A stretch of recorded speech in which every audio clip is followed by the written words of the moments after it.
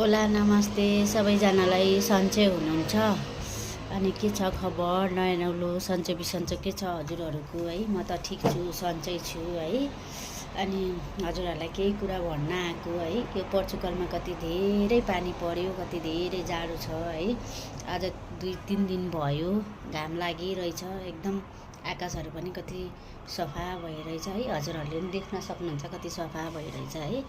त्यो भएको भएर पोर्चुगल आएको म 2 वर्ष भयो होइन।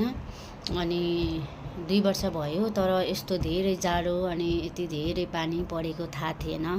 यो वर्ष चाहिँ कति धेरै जाडो भयो। यो 25मा चाहिँ जाडो पनि भयो, पानी पनि पर्यो होइन।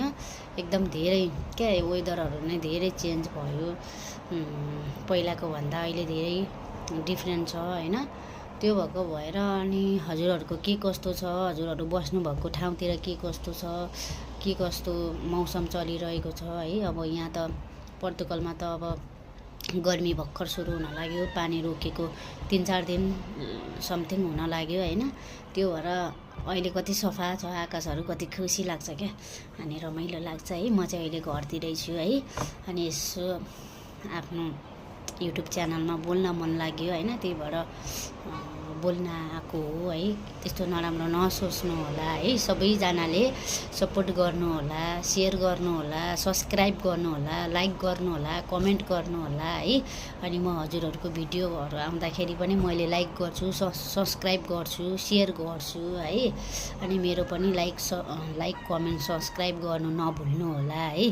हामी जहाँ जुन ठाउँमा भए पनि खुसी रमाइलो भएर बस्नुपर्छ है। 2 दिनको जिन्दगी हो, मरेर लानु केही छैन। यही खाने बस्ने नाच्ने है, यस्तै छ, के गर्नु है। यो चाहिँ मेरो घर हो है। यो चाहिँ मेरो घरको बरान्डा है।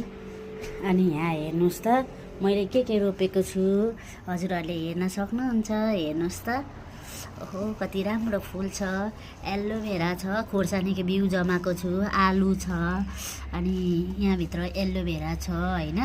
अनि फुलहरू फुलिरहेछ है। यो चाहिँ म बसेको के अरे ठाउँ हो होइन, म बसेको ठाउँ। अनि यहाँ हेर्नु है कस्तो राम्रो छ, कति राम्रो भ्युज देखिन्छ है। हजुरहरूले नि हेर्न सक्नुहुन्छ राम्रोसँग है, राम्रोसँग हेर्न सक्नुहुन्छ। कति रमाइलो ठाउँहरू छ है, सो रमाइलो, यति रमाइलो छ है। आज म बाहिर गएन, घरमै बसिरहेको। ल हेर्नुहोस् त यस्तो छ। अनि यो म बसेको मुनि चाहिँ रोडहरू छ। हजुरहरूलाई कस्तो लाग्यो? अनि हजुरहरूलाई कस्तो लाग्यो? मैले सिन देखाइरहेको छु, राम्रो लाग्यो।